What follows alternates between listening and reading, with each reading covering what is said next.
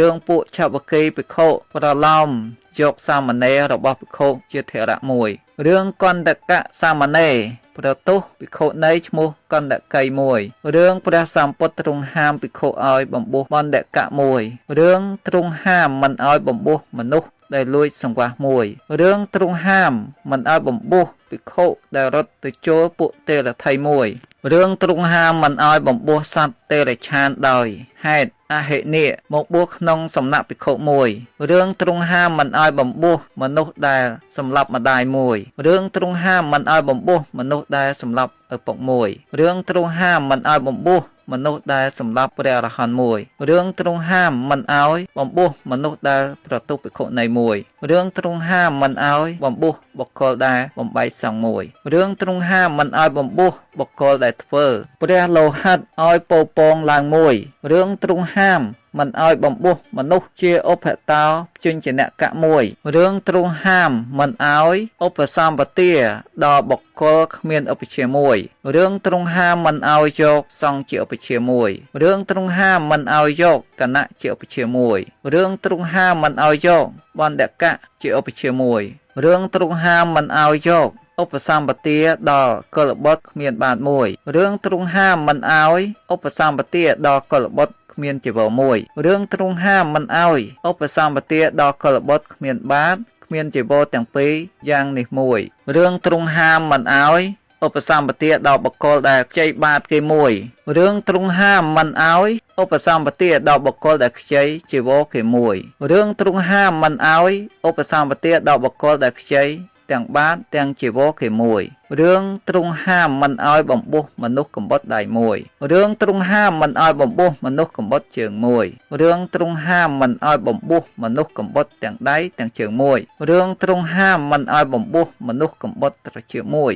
រឿងទ្រង់ហាមមិនឲ្យបំពុះមនុស្សកំបុតច្រមុះមួយរឿងទ្រង់ហាមមិនឲ្យបំពុះមនុស្សកំបុតទាំងច្រមុះទាំងត្រចៀកមួយរឿងទ្រង់ហាមមិនឲ្យបំពុះមនុស្សកំបុតម្រាមដៃមួយរឿងទ្រង់ហាមមិនឲ្យបំពុះមនុស្សកំបុតមេដៃឬមេជើងមួយរឿងទ្រង់ហាមមិនឲ្យបំពុះមនុស្សដាច់សរសៃធំមួយរឿងទ្រង់ហាមមិនឲ្យបំពុះមនុស្សមានស្នាមដៃជាប់គ្នាមួយរឿងទ្រង់ហាមមិនឲ្យបំពុះមនុស្សកមួយរឿងទ្រង់ហាមមិនឲ្យបំពុះមនុស្សទើមួយរឿងទ្រង់ហាមមិនឲ្យបំពុះមនុស្សពកកមួយរឿងទ្រង់ហាមមិនឲ្យបំពុះមនុស្សដែលគេបៀតបៀនឲ្យមានស្លាកស្នាមមួយរឿងទ្រង់ហាមមិនឲ្យបំពុះមនុស្សដែលមានស្នាមរំពាត់មួយរឿងទ្រង់ហាមមិនឲ្យបំពុះមនុស្សដែលរាជការព្យួរទោសតុកមួយរឿងទ្រង់ហាមមិនឲ្យបំពុះមនុស្សជើងស្ទាក់មួយរឿងទ្រង់ហាមមិនឲ្យបំពុះមនុស្សដែលមានរោគអាក្រក់មួយរឿងទ្រង់ហាមមិនឲ្យបំពុះមនុស្សប្រ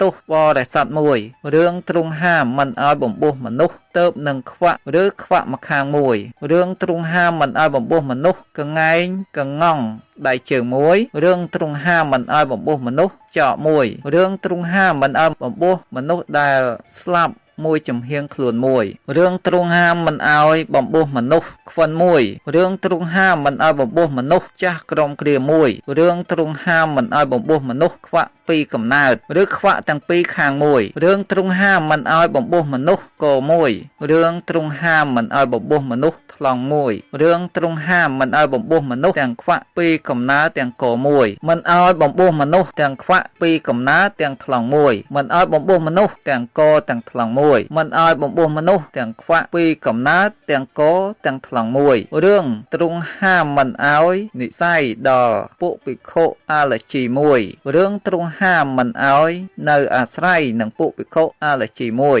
រឿងទ្រង់អនុញ្ញាតឲ្យភិក្ខុអ្នកដើរផ្លូវឆ្ងាយមិនបាច់មាននិស័យមួយរឿងទ្រង់អនុញ្ញាតឲ្យភិក្ខុបម្រើជំងឺមិនទាន់បាននិស័យនៅដោយឥតនិស័យបានព្រោះភិក្ខុឈឺអង្វរមួយរឿងព្រះមហាកសបៈបម្រើប្រើឲ្យទៅនិមន្តព្រះអនន្តថាចូលមកសូត្រឲ្យឧបសម្បទាភិក្ខមួយរឿងឧបសម្បទាពីររូបប្រកែកគ្នាអំ ពីរឿងដណ្ដើមគ្នាឧបសម្បទាមុនមួយរឿងទ្រង់អនុញ្ញាតឲ្យសូត្រអនុសាវនាជាមួយគ្នាដោយមានឧបជាតែមួយរូបមួយរឿងកុមារកាសបៈមានអាយុ20ឆ្នាំរាប់តាំងពីឆ្នាំដែលនៅក្នុងគរផងបានឧបសម្បទាមួយរឿងពួកឧបសម្បណៈដែលអាពាធទាំងឡាយបៀតបៀនប្រកាសឡើងមួយរឿងពួកភិក្ខុសួរអន្តរាយកធម៌និងពួកឧបសម្បទាបេក្ខៈដែលមិនទាន់ព្រានប្រដៅឧបសម្បទាបេក្ខៈអៀនខ្មាស់មួយរឿងពួកភិក្ខុព្រានប្រដៅឧបសម្បទាបេក្ខៈក្នុងទីកណ្ដាលជំនុំសង្ឃនោះមួយរឿងទ្រង់អនុញ្ញាតឲ្យព្រានប្រដៅក្នុងទីសំគួរហើយសំសួរអន្តរាយកធម៌ក្នុងកណ្ដាលសង្ឃមួយរឿងទ្រង់ហាមមិនឲ្យភិក្ខុល្ងងមួយព្រានប្រដៅមួយរឿងទ្រង់ហាមមិនឲ្យភិក្ខុដែលគ្មានការសន្មតព្រានប្រដៅមួយរឿងទ្រង់ហាមមិនឲ្យអាចារ្យនិងឧបសម្បទាបេក្ខៈចូលមកក្នុងជំនុំសង្ឃជាមួយគ្នាមួយរឿងឧបសម្បទាបេក្ខៈសូមឧបសម្បទានិងសង្ឃដោយពាក្យថាសូមឲ្យសង្ឃស្រោចស្រង់មួយរឿងប្រាប់និស័យ4មួយរឿងភិក្ខុដែលបានឧបសម្បទាហើយដើរមកតែម្នាក់ឯងជួបនឹងស្រីជាបុរាណទុតិយកាត្រង់កណ្ដាលផ្លូវមួយរឿងភិក្ខុដែលសង្ឃលើកវត្តព្រោះមិនឃើញអាបត្តិមួយរឿងភិក្ខុដែលសង្ឃលើកវត្តព្រោះមិនធ្វើតបនៅអាបត្តិមួយរឿងភិក្ខុដែលសង្ឃលើកវត្តព្រោះមិនលះបង់នៅទិដ្ឋិអាក្រក់មួយរួមរឿងក្នុងខន្តកៈនេះ172រឿងដោយប្រការដូច្នោះចប់ឧទ្ទានក្នុងមហាខន្តកៈឧបោសថខន្តកៈសម័យនោះព្រះពុទ្ធដ៏មានព្រះភិក្ខគង់លើភ្នំកិច្ចកោតចិត្តក្រុងរាជក្រឹសក៏សម័យនោះឯងពុបរិពេជុមានលទ្ធិដតីប្រជុំគ្នានិយាយធម៌ក្នុងថ្ងៃទី14និងទី15និងទី8នៃបកមនុស្សទាំងឡាយតែងចូលទៅរកបរិពេជុទាំងនោះដើម្បីស្ដាប់ធម៌មនុស្សទាំងឡាយនោះកើតសេចក្តីស្រឡាញ់កើតសេចក្តីជ្រះថ្លាក្នុងពួកបរិពេជុមានលទ្ធិដតីពួកបរិពេជុមានលទ្ធិដតីក៏បានបពុឡើងគ្រានោះឯងព្រះបាទពំពិសាសេនិយៈជាឥស្សរៈក្នុងដែនមគធៈទ្រង់សងំនៅក្នុងទីស្ងាត់កើតប្រតិត្រេះរិះឡើងយ៉ាងនេះថាឥឡូវនេះឯងពួកបរិពាជុមានលទ្ធិដតីប្រជុំគ្នានិយាយធម៌ក្នុងថ្ងៃទី14ទី15និងទី8នៃបកមនុស្សទាំងឡាយតែងចូលទៅរកបរិពាជុទាំងនោះដើម្បីស្ដាប់ធម៌មនុស្សទាំងនោះក៏កើតសេចក្តីស្រឡាញ់កើតសេចក្តីជ្រះថ្លាក្នុងពួកបរិពេជុមានលទ្ធិដតីពួកបរិពេជុមានលទ្ធិដតីក៏បានបពុឡើងបើដូច្នោះគួរតែលោកម្ចាស់ទាំងឡាយប្រជុំគ្នាក្នុងថ្ងៃទី14ទី15និងទី8នៃបកដែរទើបព្រះបាទពំពិសាសេនិយៈជាឥស្សរៈក្នុងដែនមគធៈទ្រង់ចូលទៅគាល់ព្រះដ៏មានព្រះភិក្ខលុះចូលទៅដល់ហើយក៏ថ្វាយបង្គំព្រះដ៏មានព្រះភិក្ខឲ្យគង់ក្នុងទីដ៏សមគួរព្រះបាទពំពិសាសេនិយៈជាឥស្សរៈក្នុងដែនមគធៈគង់ក្នុងទីដ៏សមគួរហើយបានទូលព្រះដ៏មានព្រះភិក្ខដោយពាក្យនេះថាបបិទ្ធព្រះអង្គដ៏ចម្រើនក្នុងថ្ងៃនេះខ្ញុំព្រះករុណាសងំនៅក្នុងទីស្ងាត់កើតចិត្តត្រេះរិះឡើងយ៉ាងនេះថាក៏ឥឡូវនេះពួកបរិពាជុមានលទ្ធិដតីតែងប្រជុំគ្នានិយាយធម៌ក្នុងថ្ងៃទី14ទី15និងទី8នៃបកមនុស្សទាំងឡាយតែងចូលទៅរកបរិពាជុទាំងនោះដើម្បីស្ដាប់ធម៌ពួកមនុស្សទាំងនោះក៏កើតសេចក្តីស្រឡាញ់កើតសេចក្តីជ្រះថ្លាក្នុងពួកបរិពាជុមានលទ្ធិដតីពួកបរិពាជុមានលទ្ធិដតីក៏បានបពុឡើងបើដូច្នោះគួរតែលោកម្ចាស់ទាំងឡាយប្រជុំគ្នាក្នុងថ្ងៃទី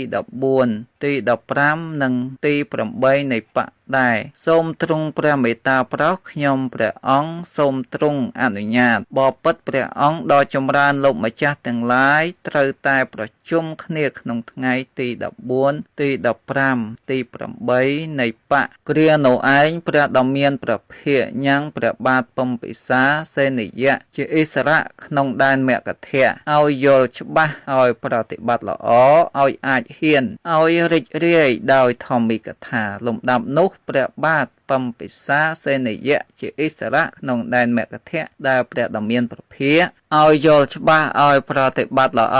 ឲ្យអាចហ៊ានឲ្យរីករាយដោយធម្មិកថាហើយក៏ក្រោកចាក់អាសនៈថ្វាយបង្គំព្រះដ៏មានព្រះភិក្ខធ្វើប្រតិសិនយ៉ាងវិលខាងស្ដាំហើយជះចេញទៅព្រោះនិទាននេះដំណើរនេះទៅព្រះដ៏មានព្រះភិក្ខទ្រង់ធ្វើធម្មិកថាហើយត្រាស់ហៅភិក្ខុទាំងឡាយថាមនាភិក្ខុទាំងឡាយតថាគតអនុញ្ញាតឲ្យប្រជុំគ្នាក្នុងថ្ងៃទី14ទី15និងទី8នៃបៈសម័យនោះឯងភិក្ខុទាំងឡាយដឹងថាព្រះដ៏មានព្រះភិក្ខអនុញ្ញាតឲ្យប្រជុំគ្នាក្នុងថ្ងៃទី14ទី15និងទី8នៃបៈហើយភិក្ខុទាំងនោះក៏ប្រជុំគ្នាក្នុងថ្ងៃទី14ទី15និងទី8នៃបៈហើយអង្គុយនៅតែស្ងៀមមនុស្សទាំងឡាយក៏ចូលទៅរកភិក្ខុទាំងនោះដើម្បីស្ដាប់ធម៌មនុស្សទាំងឡាយនោះក៏ពោលទោសតេះដៀលបន្តបង្អាប់ថាសាមណេរទាំងឡាយជាសក្យបុត្រមិនសមបើនឹងមកប្រជុំគ្នាក្នុងថ្ងៃទី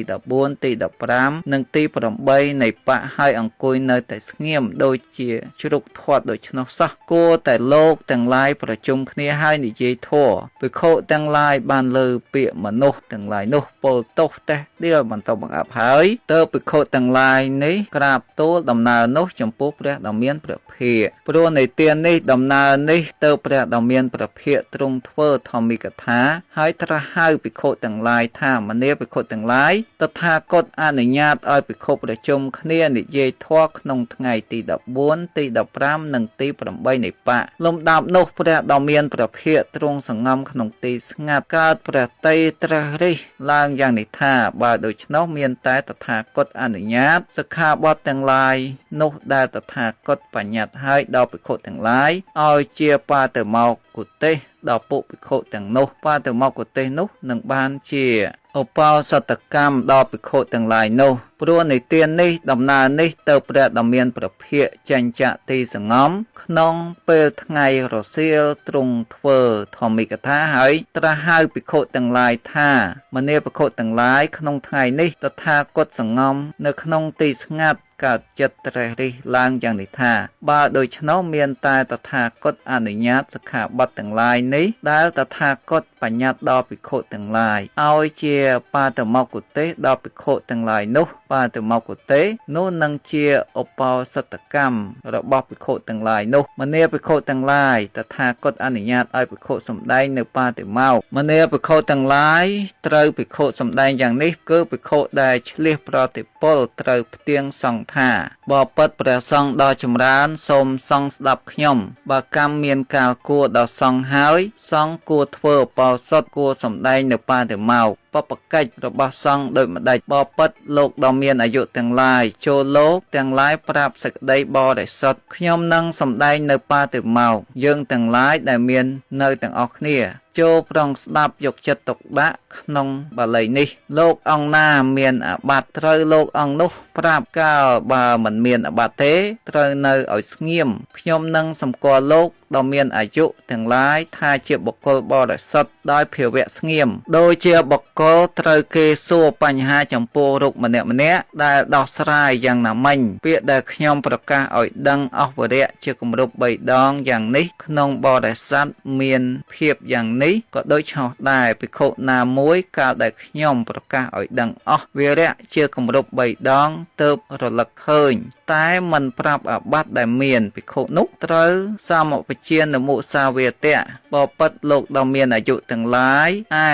សម្បជានមុសាវាទៈព្រះដ៏មានព្រះភិក្ខត្រាស់ថាជាធម៌ធ្វើសេចក្តីអន្តរាយមួយដែរហេតុនោះភិក្ខុដែលត្រូវអាបត្តិហើយរលឹកឃើញប្រាថ្នាសេចក្តីបរិសុទ្ធត្រូវប្រាប់អាបត្តិដែលមានព្រោះថាអាបត្តិដែលភិក្ខុប្រាប់ហើយជាការស្រួលត្រង់ពាក្យថាបាតិមោក្ខសេចក្តីថាធម្មជាតិនេះជាដើមធម្មជាតិនេះជាប្រធានធម្មជាតិនេះជាមុនដំបូងនៃកុសលធម៌ទាំងឡាយហេតុនោះតថាគតហៅថាបាតិមោក្ខពាក្យថាលោកដ៏មានអាយុឯពាក្យថាលោកដ៏មានអាយុនេះជាពាក្យនិយាយដោយសេចក្តីស្រឡាញ់នេះជាពាក្យនិយាយដោយសេចក្តីគោរពនេះជាឈ្មោះនៃបុគ្គលប្រកបដោយសេចក្តីគោរពនិងជាទីកោតក្រែងពាក្យថាខ្ញុំនឹងសម្ដែងគឺខ្ញុំនឹងប្រាប់នឹងបង្ហាញនឹងឲ្យដឹងច្បាស់នឹងផ្គូផ្គងផ្ដើមនឹងបើកនឹងចែកនឹងធ្វើឲ្យរាក់ និងប្រ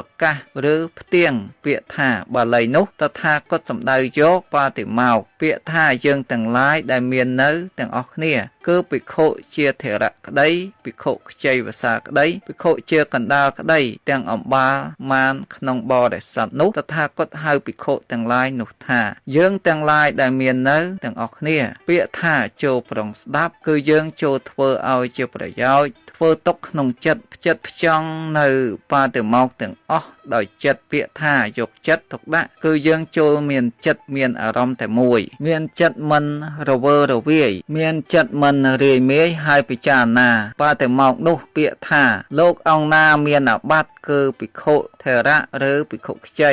ឬភិក្ខុជាកណ្ដាលបណ្ដាលអាបត្តិទាំង5កងត្រូវអាបត្តិណាមួយក្តីបណ្ដាលអាបត្តិទាំង7កងត្រូវអាបត្តិណាមួយក្តីពាក្យថាត្រូវលោកអង្គនោះ5គឺភិក្ខុនោះត្រូវសម្ដែងភិក្ខុនោះត្រូវបើកភិក្ខុនោះត្រូវធ្វើឲ្យរាក់ឡើង